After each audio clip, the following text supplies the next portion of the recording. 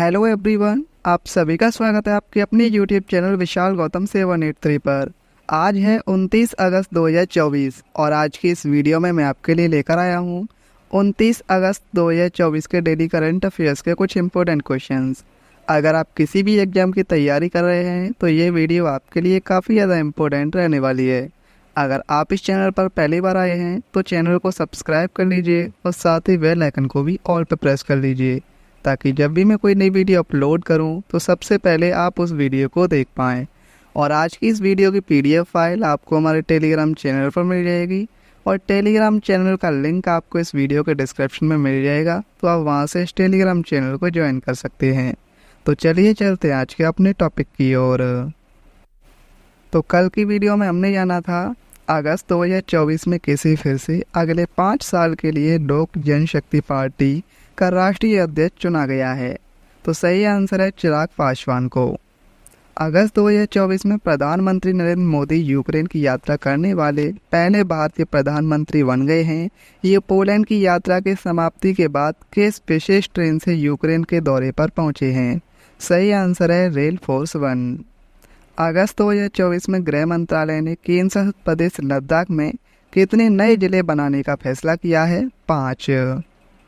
प्रधानमंत्री नरेंद्र मोदी ने कहां पर आयोजित एक समारोह में 11 लाख नई लखपति दीदियों को प्रमाण पत्र वितरित किए हैं? महाराष्ट्र के जलगांव में। ब्लैक होल फाइंडर ऐप किस देश ने लॉन्च किया है? नीदरलैंड ने। किस देश ने सोशल मीडिया मंच टिकटॉक से प्रतिबंध हटाने की घोषणा की है? नेपाल ने। वर्ष 2024 में कब मदर टेरेसा की 114वीं जयंती मनाई गई है? 26 अगस्त को। कैबिनेट ने विज्ञान और प्रौद्योगिकी विभाग के तहत एकीकृत विज्ञान धारा योजना के लिए कितने बजट की मंजूरी दी है? 10,579 करोड़। राजस्थान उच्च न्यायालय संग्रहालय का उद्घाटन किसके द्वारा किया गया है? नरेंद्र मोदी जी के द्वारा। किसके द्वारा ई पत्रिका सपनों की उड़ान का उद्घाटन संस्करण जारी किया गया है? सही आंसर है धर्मेंद्र प्रधान। केंद्रीय संचार मंत्रालय के तहत डाक विभाग ने देश के छात्रों के बीच टिकटों में अनुसंधान और छात्रवृत्ति को बढ़ावा देने के लिए कौन सी योजना शुरू की है? सही आंसर है दीनदयाल स्पर्श योजना। अगस्त 2024 में मध्य प्रदेश, छत्तीसगढ़, राजस्थान, गुजरात और महाराष्ट्र के 9 क्षेत्रीय ग्रामीण बैंकों के प्रदर्शन की समीक्षा के लिए बैठक कहाँ आयोजित की गई है? राजस्थान के उदयपुर में।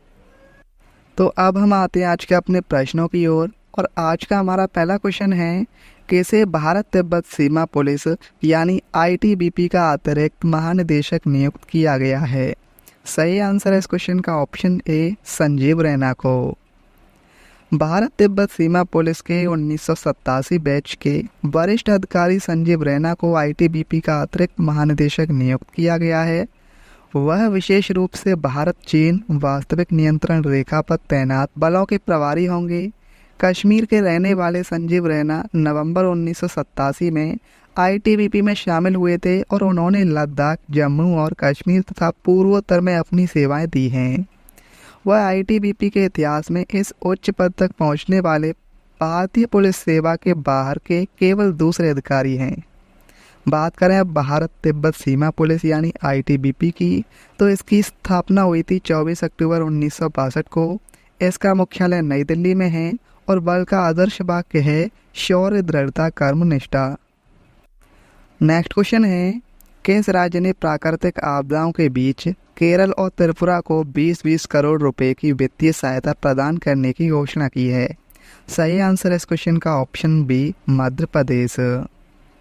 मध्य प्रदेश सरकार ने प्राकृतिक आपदाओं से प्रभावित केरल और त्रिपुरा को 20-20 करोड़ रुपए की वित्तीय सहायता देने की घोषणा की है। पिछले कुछ दिनों में त्रिपुरा और केरल ने विशेष रूप से गंभीर प्राकृतिक आपदाओं का सामना किया है। बात करें अब हम मध्य प्रदेश राज्य की, तो इसकी स्थापना 1 नवंबर 1956 को हुई थी।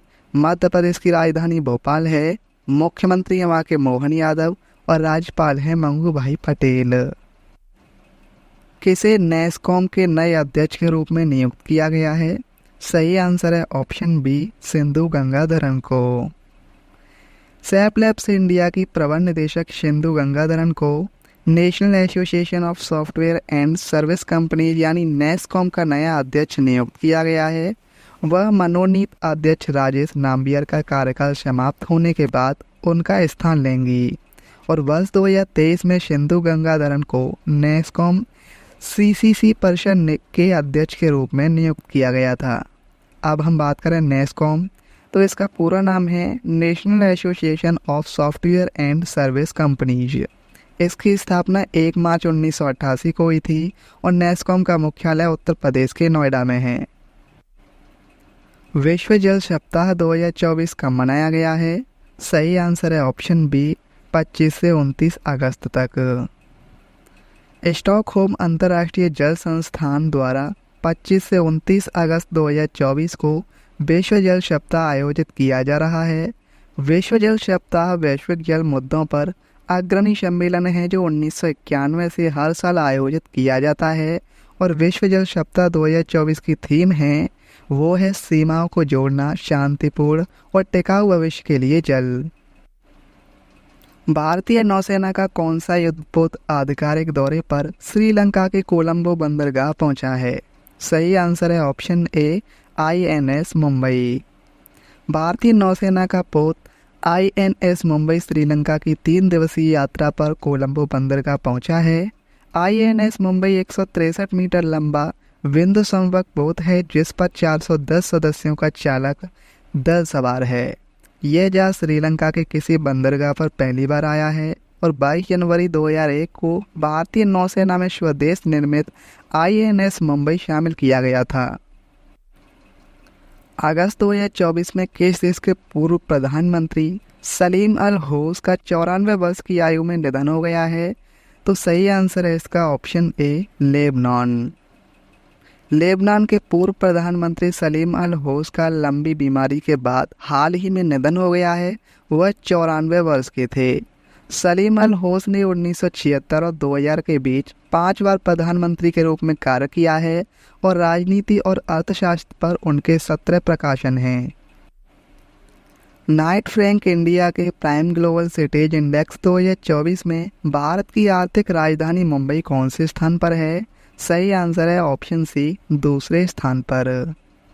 नाइट फ्रैंक के प्राइम ग्लोबल सिटीज इंडेक्स 2024 के मुताबिक फिलीपींस की राजधानी मनीला प्राइम लोकेशन पर प्रॉपर्टी के मामले में दुनिया का सबसे महंगा शहर बन गया है। नाइट फ्रैंक के प्राइम ग्लोबल सिटीज इंडेक्स के मुताबिक मनीला में प्रॉपर्टी की कीमतों में 26% की सालाना बढ़ोतरी हुई है। इस इंडेक्स में भारत की आर्थिक राजधानी मुंबई दूसरे स्थान पर रही है और इस इंडेक्स में दुनिया के 44 शहरों को शामिल किया गया था। एशियाई सर्किंग चैंपियनशिप 2024 में भारतीय टीम ने कौन सा पदक जीता है? तो भारतीय टीम ने पदक जीता है ऑप्शन बी, रजत पदक।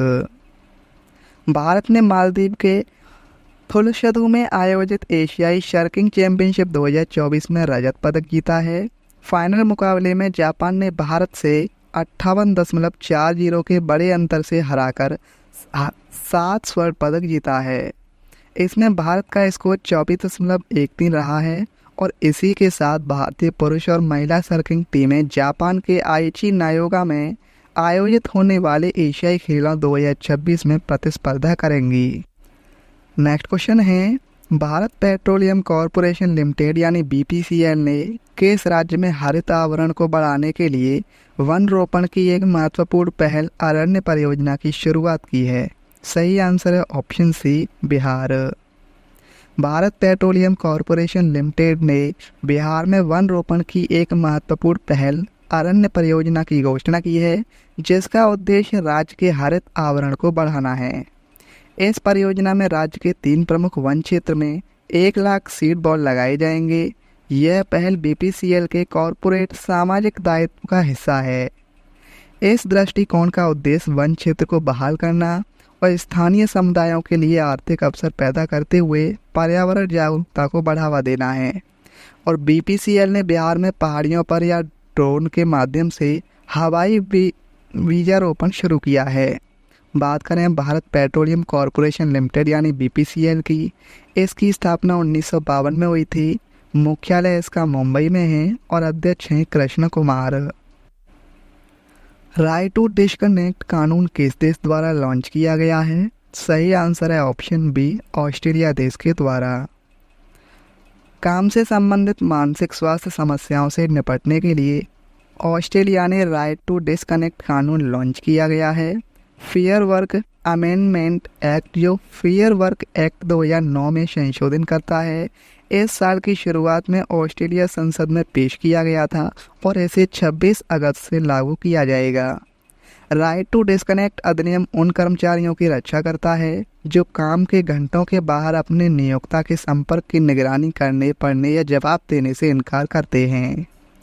कर्मचारियों को अपने डिवाइस बंद करने का अधिकार देने वाले इसी प्रकार के कानून France, Belgium, Italy, Argentina, Chile, Luxembourg, Mexico, Philippines, रूस, स्लोवाकिया, स्पेन, ओंटारियो और आयरलैंड में पहले से ही लागू है। बात करें अब ऑस्ट्रेलिया देश की, तो ऑस्ट्रेलिया ओशिनिया के भौगोलिक क्षेत्र में स्थित है। राजधानी है कैनबरा, मुद्रा है वहाँ की ऑस्ट्रेलियाई डॉलर और प्रधानमंत्री हैं एंथोनी अल्बानीज। पृथ्वी के ध्रुवों का अध्ययन करने के लिए फ्रेम 2 मिशन लॉन्च करने की घोषणा किसने की है? सही आंसर है ऑप्शन बी, स्पेस एक्स ने। अरबपति एलन मस्क की कंपनी स्पेस एक्स ने पृथ्वी के ध्रुवीय क्षेत्रों का अध्ययन करने के लिए पहला मानव युक्त मिशन फ्रेम 2 अंतरिक्ष मिशन लॉन्च करने की घोषणा की है। मिशन इस साल के अंत में लॉन्च किया जाएगा और इसमें 4 सदस्य शामिल होंगे और 4 सदस्य हैं चुनवांग, जैनके मिकेलसेन, एरिक फिलिप्स और राबिया रोगे। स्पेस एक्सप्लोरेशन टेक्नोलॉजीज कॉरपोरेशन यानी स्पेस एक्स, इसकी स्थापना 14 मार्च 2002 को हुई थी। मुख्यालय इसका कैलिफोर्निया, संयुक्त राज्य अमेरिका में है और संस्थापक और सीईओ हैं एलन मस्क। नेक्स्ट क्वेश्चन है, वियतनाम की नेशनल असेंबली ने 2021-26 के कार्यकाल के लिए 3 नए उप प्रधानमंत्रियों के रूप में किसे नियुक्त करने की घोषणा की है? तो ये नियुक्त करने की घोषणा की है, पहले हैं गुयेन होआ बिन, दूसरे हैं हो डुक फोक और तीसरे हैं बुई थान सोन। इन तीनों को ही वियतनाम की नेशनल असेंबली ने 2021-26 के कार्यकाल के लिए 3 नए उप प्रधानमंत्रियों के रूप में नियुक्त करने की घोषणा की है।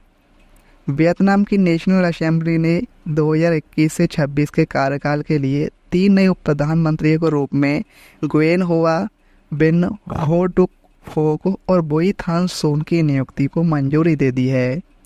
इन नई नियुक्तियों के साथ वर्तमान कार्यकाल के लिए सरकार में प्रधानमंत्री फाम मिन चिन और 5 उप प्रधानमंत्री गुयेन हुआ बिन, ट्रांस होंग हा, लेथांग लॉन्ग, होडुक फोक और बुई थान शोन शामिल हैं। तो अब हम स्टैटिक जीके की अगर हम बात करें तो जवाहर रोजगार योजना किस पंचवर्षीय योजना में शुरू की गई थी? सही आंसर है 7वीं पंचवर्षीय योजना 1985 से 90 में। भारतीय संविधान के राज्य के नीति निर्देशक सिद्धांत किस देश से उधार लिए गए थे? आयरलैंड से।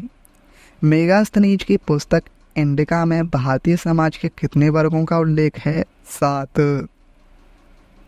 रोवर्स कप किस खेल से संबंधित है? फुटबॉल से। वेदों की ओर लौटो किस सुधार आंदोलन का नारा था? आर्य समाज का। नाट्य भारत के किस राज्य का लोक नृत्य है? हिमाचल प्रदेश का। सिरपुर राष्ट्रीय नृत्य एवं संगीत महोत्सव हर वर्ष किस भारतीय राज्य में आयोजित किया जाता है? छत्तीसगढ़ राज्य में। प्रथम अखिल भारतीय किसान सभा का गठन कहाँ हुआ था? लखनऊ में। केंद्रीय बैंक अर्थव्यवस्था में ऋण को हतोत्साहित करने के लिए क्या कर सकता है? बैंक दर को बढ़ा सकता है। और प्रधानमंत्री कौशल विकास योजना किस वर्ष शुरू की गई थी? 2015 में। कल की वीडियो में मैंने आपसे क्वेश्चन पूछा था कि अगस्त 2024 में गृह मंत्रालय ने केंद्र शासित प्रदेश लद्दाख में कितने नए जिले बनाने का फैसला किया है? तो इस क्वेश्चन का सही आंसर था ऑप्शन ए 5। और अब आपके लिए आज का क्वेश्चन है, किसे नेस्कॉम के नए अध्यक्ष के रूप में नियुक्त किया गया है?